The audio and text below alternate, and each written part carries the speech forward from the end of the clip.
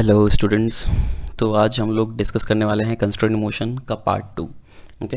तो पहले लेक्चर में हम लोगों ने डिस्कस किया था कि किस तरीके से अगर कोई बॉडी का मोशन किसी और के मोशन पर डिपेंड करते थे। याद है क्या हम लोगों ने बात किया था कि अगर इस पे फोर्स लगाएं F तो ये जाएगा x, तो ये भी जाएगा x, ऐसा कुछ बात किया था हमने। फिर हमने बात किया था कुछ summation t dot X equals to zero, फिर या summation t dot V equals to zero. ये सब हमने कुछ डिस्कस किया था कि कंस्ट्रेंट क्या होता है कि टेंशन जो होता है वो एक्चुअली स्ट्रिंग जो होता है वो वर्क नहीं करता है क्योंकि वो इलोंगेट नहीं कर सकता है अपने आप को। तो अगर वो इनएक्सटेंसिबल है तो उसका कोई वर्क नहीं पॉसिबल है। वर्क ज़ीरो होगा तो पावर भी ज़ीरो होगा। इस पे बेस्ड हमने क्वेश्चंस भी किए थे काफ़ी सारे। तो अगर आपने वो लेक्चर नहीं देखा है तो ज़रा उसको देख के ही इस पे आएँ तो आपको ये पार्ट बहुत अच्छे से क्लियर हो जाएगा। तो आज क्या है, आज कंस्ट्रेंट मोशन में हमने डिसाइड किया है कि हम लोग वो सब बातें करेंगे या वो सब क्वेश्चंस करेंगे जिसमें बेसिकली कंसेप्ट सभी भी वही रहेंगे। ठीक है, जो क्वेश्चंस होंगे वो बेसिकली क्या होंगे ना कि आज का जो लेक्चर होगा उसमें हम लोगों ने बात करना है कंस्ट्रेंट प्लस रिलेटिव। ठीक है, क्या कंस्ट्रेंट मोशन प्लस रिलेटिव मतलब सबसे पहले तो मैं ये बात डिस्कस कर लेता हूँ कि रिलेटिव मोशन आप लोग को आइडिया है। ठीक है, क्या होता है जैसे मैं मान लेता हूँ कि एक वेज है, ठीक है, और इसके ऊपर एक ब्लॉक है। क्लियर? अच्छा, मान लीजिए कि ये ब्लॉक जाता है इस तरफ किसी वेलोसिटी से, फॉर एग्जांपल कुछ भी वेलोसिटी आप मान लें। ठीक है, तो अगर मैं आपको बोलूं कि ये ब्लॉक क्या कर रहा होगा तो ब्लॉक इस वेज के साथ साथ भी चल रहा होगा। मान लीजिए ये ब्लॉक कुछ ना करे तो भी क्या ये वेज के साथ साथ इधर आएगा ही आएगा, ये तो तय है ना। ये तो मैं बोल रहा हूँ कि कांटेक्ट में है तो मैं बोल सकता हूँ कि ये साथ साथ तो जाएगा ही। लेकिन क्या हम लोग ये भी बोल सकते हैं कि अगर ये फिसलना शुरू कर दे तो क्या क्या मोशन होगा। अगर कोई मान लीजिए इस पे बैठा है इस वेज पे तो उसको क्या लग रहा होगा कि ब्लॉक ऐसे नीचे गिर रहा है। क्लियर है, यही तो दिख रहा होगा। लेकिन अगर वो ग्राउंड पे आ जाए तो उसको ये वेलोसिटी भी नज़र आएगा और ये वेलोसिटी भी नज़र आएगा। मतलब हम लोग बोल सकते हैं कि वेज के रिलेटिव ब्लॉक का वेलोसिटी एक्सेलरेशन इस तरफ होगा और वेज का भी एक्सेलरेशन इसका होगा, तो ये नेट होगा ग्राउंड के रिस्पेक्ट में। ये समझ में आया? जैसे आप मान लीजिए कि मैं बोलूँ velocity of block with respect to wedge equals to क्या होगा, velocity of block minus velocity of wedge. तो आप खुद ही डिसाइड करें कि what is velocity of block. Velocity of block is velocity of block with respect to wedge plus velocity of wedge. Clear है? मतलब आप जिस ट्रेन में हैं, समझ में आ रहा है, ट्रेन के रिस्पेक्ट में जो ब्लॉक चल रहा हो प्लस ट्रेन का वेलोसिटी। मतलब मान लीजिए अगर ट्रेन के अंदर आप हैं तो ट्रेन जिस स्पीड से जा रहा है वो तो स्पीड आपका है ही, प्लस आप कुछ वेलोसिटी से ट्रेन के अंदर भी चलने लगे तो वो वेलोसिटी भी ऐड हो गया। क्लियर है? वो दोनों वेलोसिटी ग्राउंड रिस्पेक्ट में नजर आएगा। ठीक है, इसी पे बेस्ड बहुत सारे कंस्ट्रेंट होते हैं और वहाँ पे बच्चों को थोड़ा सा इशू हो जाता है। ठीक है, वो थोड़ा सा टी डॉट भी लगाने में हिचकते हैं या थोड़ा मोशन एनालाइज नहीं कर पाते हैं। तो वैसे केसेस में कंस्ट्रेंट कैसे लगाना है उस पर हम लोग थोड़ा सा बात कर लेते हैं। ठीक है, चलिए। तो ये मेरे ख्याल से तो ये पार्ट क्लियर होगा। तो ये सब हम ध्यान रखेंगे। मतलब आप कभी मत बोलना कि वेज पे कोई ब्लॉक है तो ब्लॉक का वेलोसिटी इस तरफ होगा, नहीं, ये वेज के रिलेटिव होगा। अगर वेज चल रहा है तो ये वेज का वेलोसिटी और ये वेलोसिटी दोनों ऐड हो जाएगा, वेक्टर एडिशन। ओके, अब आते हैं पहले सवाल पे। देखें, आराम से समझें।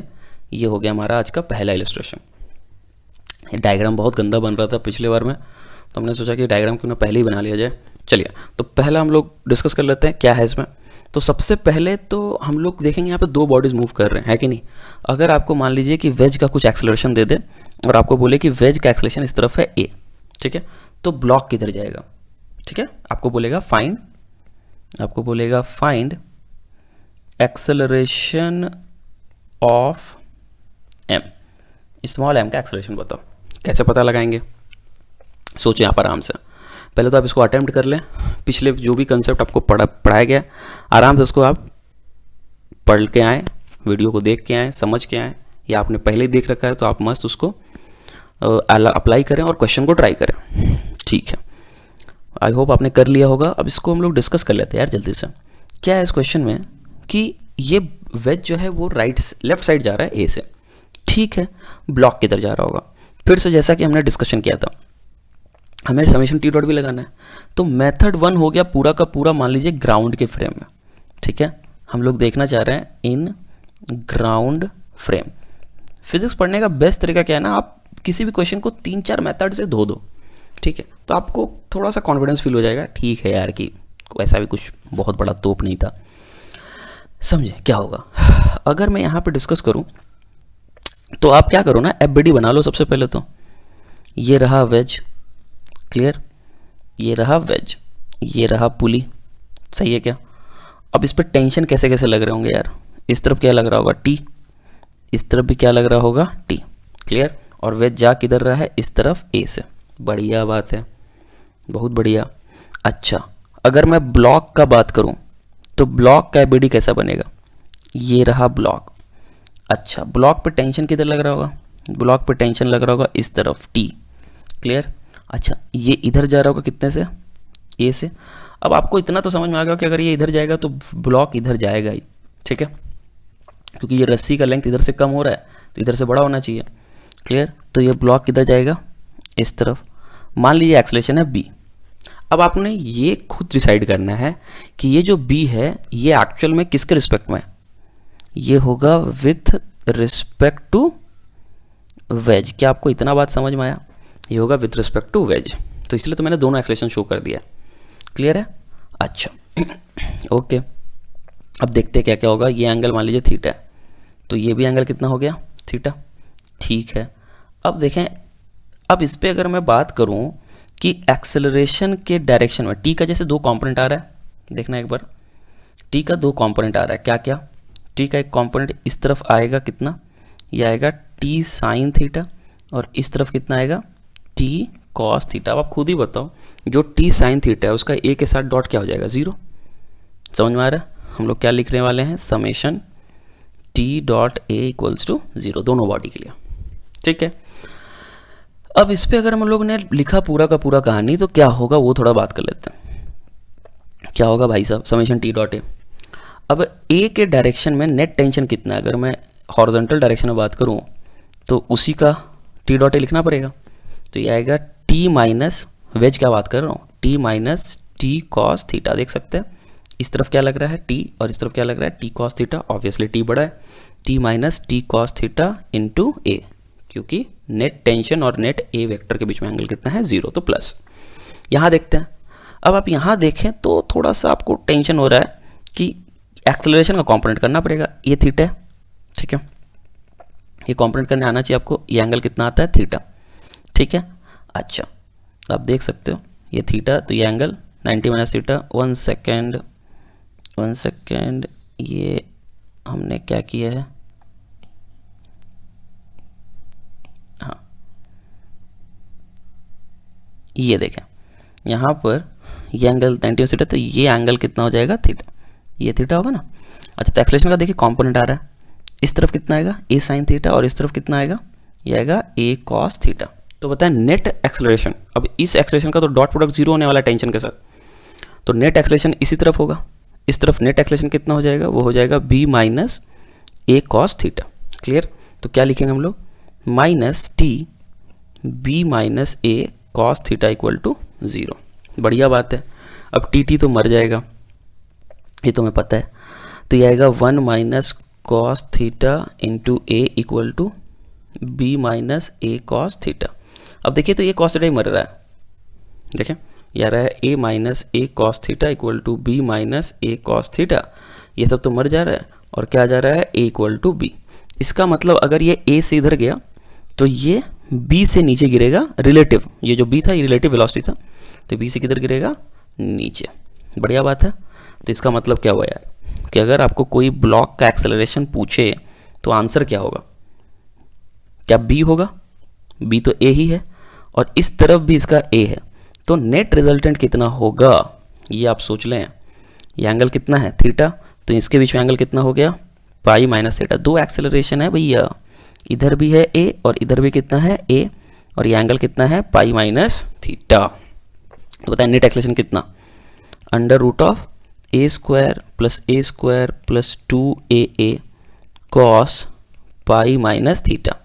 तो कितना आ गया ये, माइनस कॉस थीटा। तो आप देख सकते हो ये आप बहुत ज़्यादा कैलकुलेट करोगे तो 2A square common, 1 minus cos theta, 1 minus cos theta क्या लिख सकते हैं, 2 साइन स्क्वायर थीटा बाई 2, तो आ जाएगा 2A साइन थीटा बाई 2।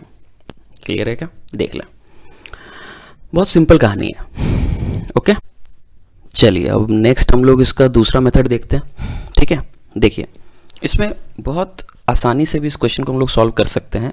कैसे?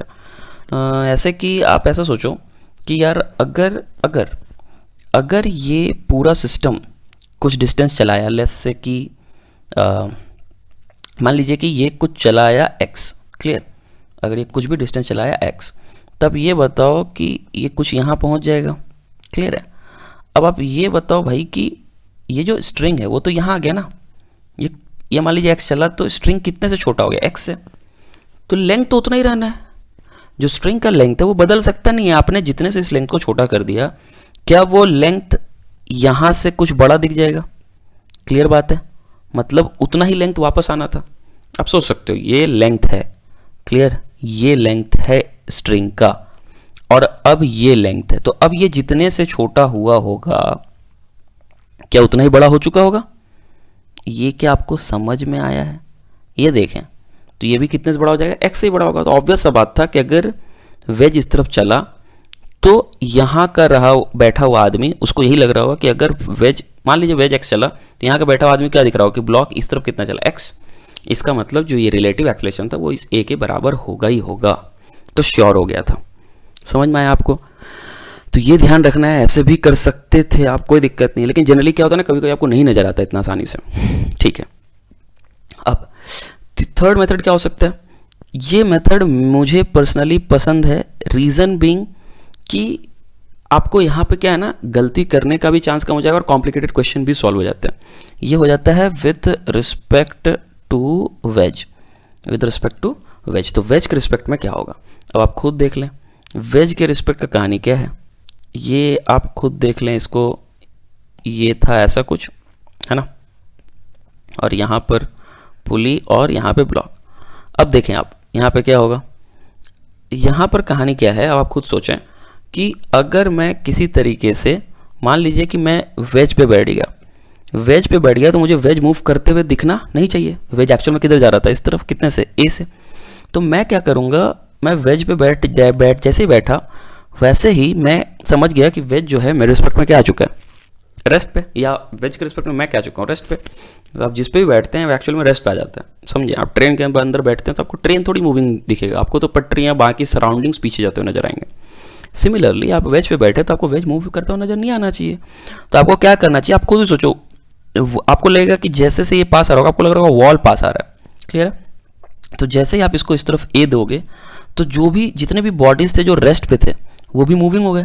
आपने इसको ए दे दिया तो इस वॉल को भी हमें इस तरफ क्या देना पड़ेगा? ए। मतलब अब आप सोचो, तो आप आदमी के रिस्पेक्ट में सोचो तो वॉल उसको ए से नजर आएगा आपस पास आता हुआ, क्लियर है? अच्छा, इस आदमी पे बैठ के एक फायदा ये भी है कि इस आदमी के रिस्पेक्ट में क्या नजर आ रहा होगा। आप सोचो, इस आदमी के रिस्पेक्ट में ब्लॉक जो है वो इधर ही जा सकता है या ऊपर जा सकता है, मतलब वो इसी के अलॉन्ग मूव करता हुआ नजर आएगा, ये तो श्योर है। तो क्वेश्चन आप खुद देख लें, ये कितना आसान हो गया, क्लियर है? ये आप खुद देखें, क्वेश्चन क्या बन चुका है कि अगर कोई यहाँ पे बैठा है और उसको ये वॉल इस तरफ ए से नज़र आ रहा है, तो ऑब्वियस सा बात है ना यार, ये ब्लॉक कितना जाएगा? यही तो जाएगा। या आप एक काम करें, आप ये सोचें कि समेशन टी डॉट एक्स क्या था? 0। तो किसी के भी फ्रेम में बैठे समेशन टी डॉट एक्स क्या आने वाला है? 0 ही आने वाला है। तो समेशन टी डॉट ए 0 ही आएगा इस फ्रेम में भी, क्योंकि स्ट्रिंग तो वर्क कर ही नहीं सकता है भाई, कहीं से भी फ्रेम में बैठ जाओ। तो आप क्या करो, अब आपको कौन कौन मूविंग नजर आ रहा है? आपको नजर आ रहे हैं वॉल्स और क्या नजर आ रहे हैं? ब्लॉक, क्लियर है? आप इस पर समेशन टी डॉट ए लगा दो, क्लियर है? एक काम करो, आप इसका एक्सेलेरेशन हमने कितना माना था? बी माना था ना विद रिस्पेक्ट टू वेज, आप फिर से मान लो बी। तो अब बताओ कि इस वॉल पे टेंशन किधर लग रहा है? इस तरफ, और एक्सेलेरेशन किधर है? इस तरफ। तो बताएं समेशन टी डॉट ए में टी डॉट ए किधर आएगा? प्लस टी आएगा। अच्छा, इस ब्लॉक का कहानी क्या है भाई? ऊपर क्या लग रहा है? टी, नीचे क्या लग रहा है? बी। तो बताएं क्या होगा? Minus T B equals to 0। देख सकते हैं ए इक्वल टू क्या आ गया? बी आ गया। क्या आपको बात क्लियर है? एकदम आसान कहानी है भाई। ए इक्वल टू क्या आ रहा है? बी। और अब आप क्या करें कि आपको इतना समझ में आ गया कि अगर कोई वेज पे बैठा है तो उसको ब्लॉक कितने से नजर आ रहा है? ए से। अब आप ग्राउंड पे आ जाओ, जैसे आप ग्राउंड पे आओगे वेज चलता हुआ नजर आएगा, तो हमें इससे भी क्या देना पड़ेगा? ए। वॉल को क्या देना पड़ेगा? ए। सब कुछ रेस्ट पे आ गया, क्लियर है? और इसका रिजल्टेंट आप बता दें। क्या आपको बात समझ में आ गया? मैक्सिमम क्वेश्चंस आप ऐसे भी कर सकते हैं, जिस भी बॉडीज़ पे कोई दूसरा ब्लॉक मूव कर रहा हो आप उसी बैठ जाओ, ठीक है? मोशन थोड़ा सा आसान दिखेगा आपको। ऑलराइट, नेक्स्ट हम लोग चलते हैं नेक्स्ट अपने अगले सवाल पे। देखें, फिर से वही चीज़ बोलेगा आपको बोलेगा कि ये जो ब्लॉक है इस तरफ जा रहा है ए से, आपको बताना है इस छोटे से ब्लॉक का एक्सेलरेशन। तो आप ट्राई करें, खुद से ट्राई करें, find acceleration of M, try करें भाई सब कोई। देख यहाँ पे क्या होगा, अब फिर से वही कहानी है, सब कुछ वही है, बस थोड़ा सा बॉडी चेंज हो गया और ये थोड़ा सा इजी ही है। अब क्या करो कि पहला मेथड वन किसके फ्रेम में? ग्राउंड फ्रेम, सही है क्या? ग्राउंड फ्रेम पे आ जाओ भाई सब, ग्राउंड फ्रेम पे आ जाओ। ये रहा ब्लॉक, क्लियर, ये रहा पुली। अच्छा, इस तरफ क्या लग रहा होगा? टी, और इस तरफ भी क्या लग रहा होगा? टी, ठीक है। अच्छा, ये इस तरफ जा रहा है कितने से? ए से। अच्छा, अब आप खुद सोचना ध्यान से कि ये जो ब्लॉक का मोशन कैसा होगा। आराम से सोचो इस पे आप खुद ही। क्या अगर ये कुछ ना भी करता तो क्या ब्लॉक के साथ साथ चलता? लेकिन क्या हमें पता है कि ये स्ट्रिंग इधर से छोटा होगा तो इधर से क्या होगा? बड़ा होगा। तो आपको इधर से समझ में आना शुरू हो चुका होगा कि क्या होने वाला है। क्लियर है क्या? मतलब मान लेंगे कि ब्लॉक नीचे की तरफ जा रहा है बी से और इस तरफ तो जा ही रहा है ए से, तो और ऊपर क्या लग रहा है? टी। क्लियर? अच्छा, कई लोग यहाँ पे भी कंफ्यूज होते हैं कि सर ऐसे एबीडी कैसे बना सकते हैं हम लोग, या ऐसे एबीडी कैसे बना सकते हैं। कई बार इनका एबीडी बनाने में प्रॉब्लम आता है। एकदम आप ध्यान रखना भाई, जब भी कभी भी इस टाइप का बॉडी मिल जाए ना, उसके साथ जो पुली है उसको सिस्टम में ही रखना। पुली जो है वो मासलेस चीज़ है, आप उसको सिस्टम में ले सकते हैं। यहाँ पे भी आप देखें, वही किया मैंने। इस ब्लॉक का कई लोग क्या करते हैं ना, यहाँ टी लिखते हैं, यहाँ टी लिखते हैं और यहाँ 2T लिखते हैं। ये एक्चुअल में गलत है भाई, गलत है। आप खुद सोचो, कई मैक्सिमम जगह इधर टी है, इधर टी है तो 2T हो सकता है ना। नेट फोर्स 0 होना चाहिए। अगर टी इधर है, टी इधर है, तो नेट फोर्स तो इस तरफ आ गया भाई, √2T लग रहा है। समझ रहे हो? तो आप कभी मत ड्रॉ करो, सबसे बेस्ट तरीका यही है कि आप पुली को साथ में ड्रॉ कर लो। अच्छा, यहाँ पे क्या करें अब? समेशन टी डॉट है। बताएं इसके लिए क्या लिखेंगे?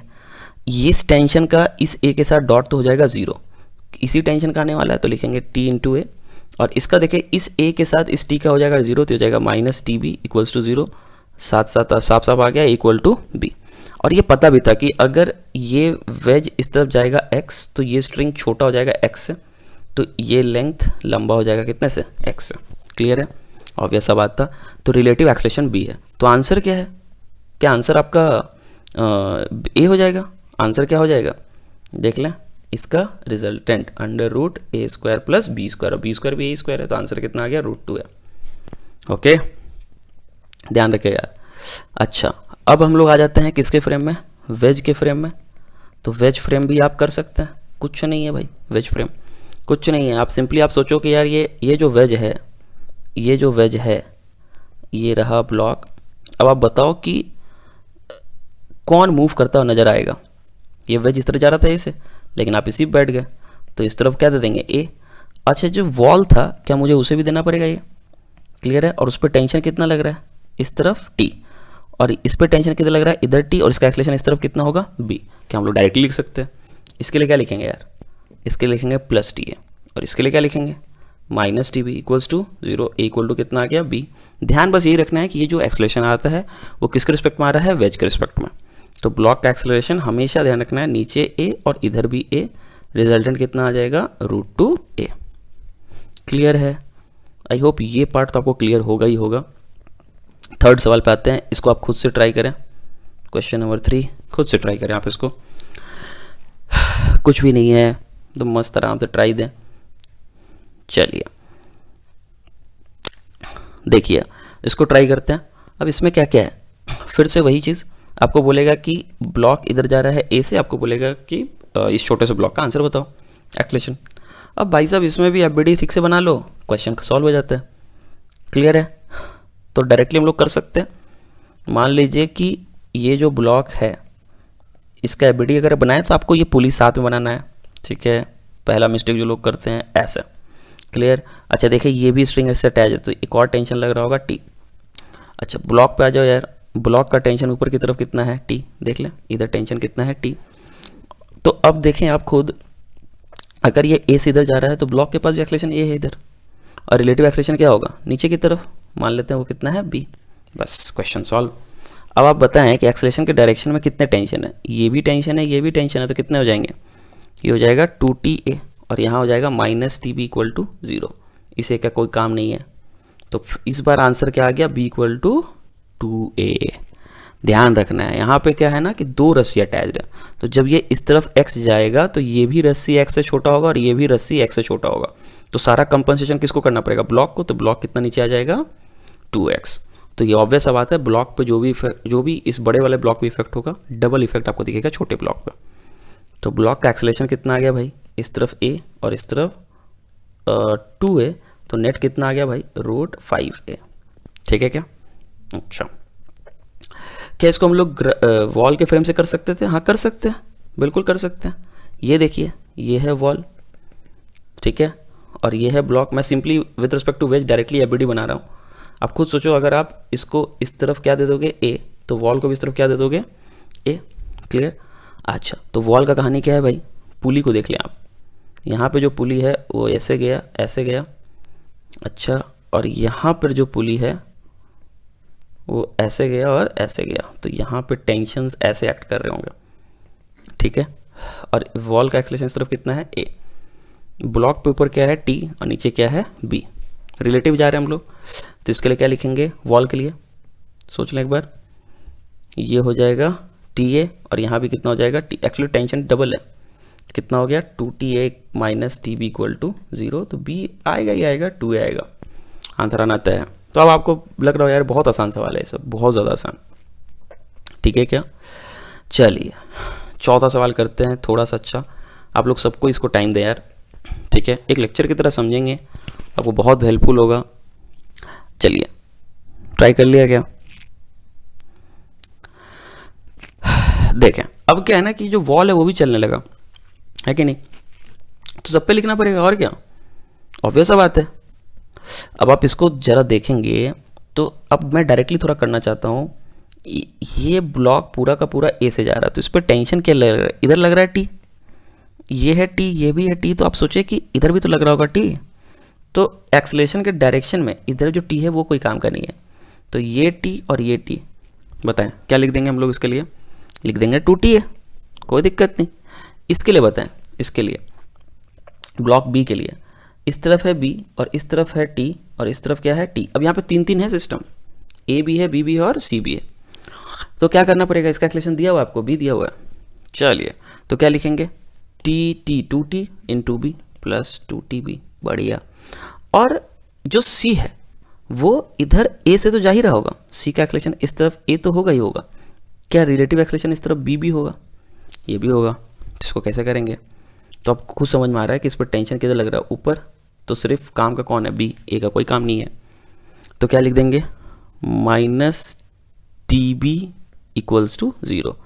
यहाँ से आप देखें तो टी तो हमेशा मर जाएगा, तो जो बी आएगा यहाँ से, एक सेकेंड मैंने इसको भी बी ले लिया क्या बे, और देखो इसको बी मत लो यार, सी ले लो इसको, हाँ इसको क्या ले लो इस तरफ सी, तो इसका हो जाएगा TC।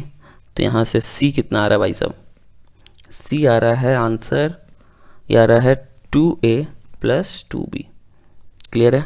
तो ये आंसर नेट नहीं है, नेट क्या है 2A प्लस 2B नीचे की तरफ और राइट साइड में A, ये होगा A और ये होगा 2A प्लस 2B।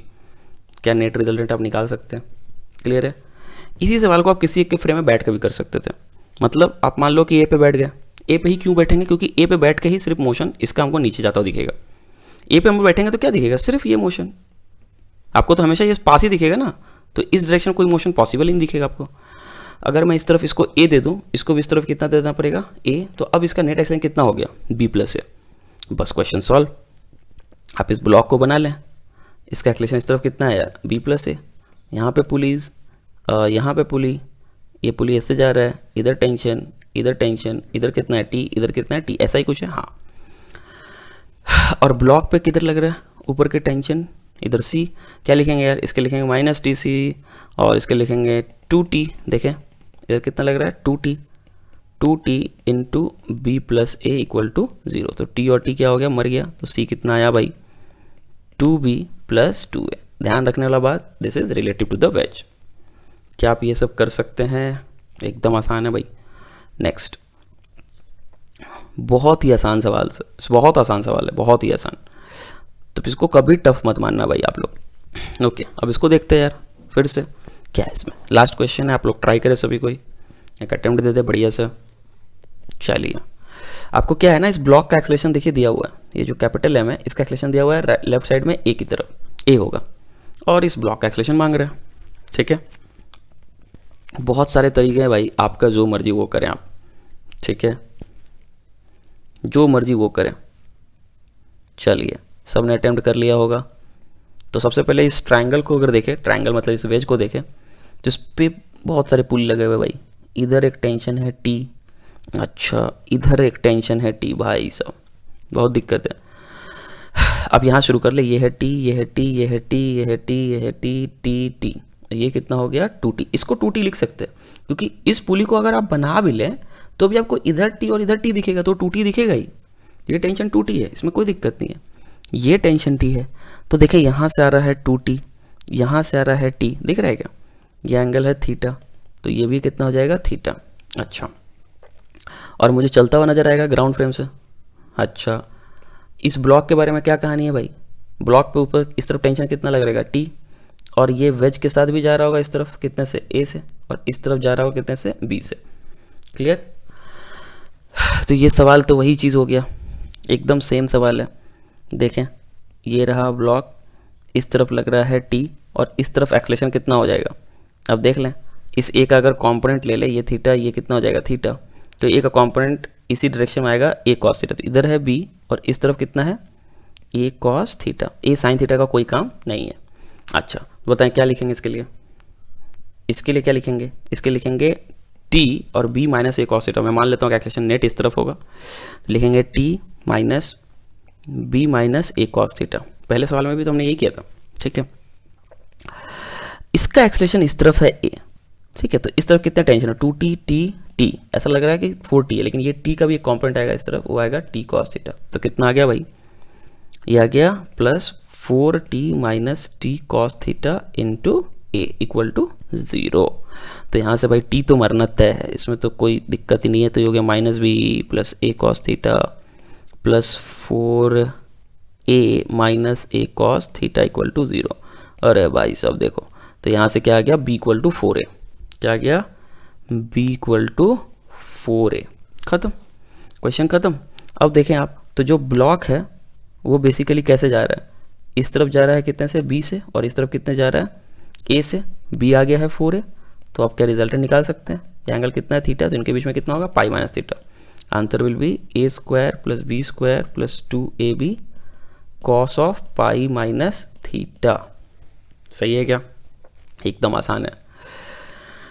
क्या हम लोग वॉल के रिस्पेक्ट में भी कर सकते थे? बिल्कुल, वॉल के रिस्पेक्ट में बोल रहे हैं, वेज के रिस्पेक्ट में बिल्कुल कर सकते हैं।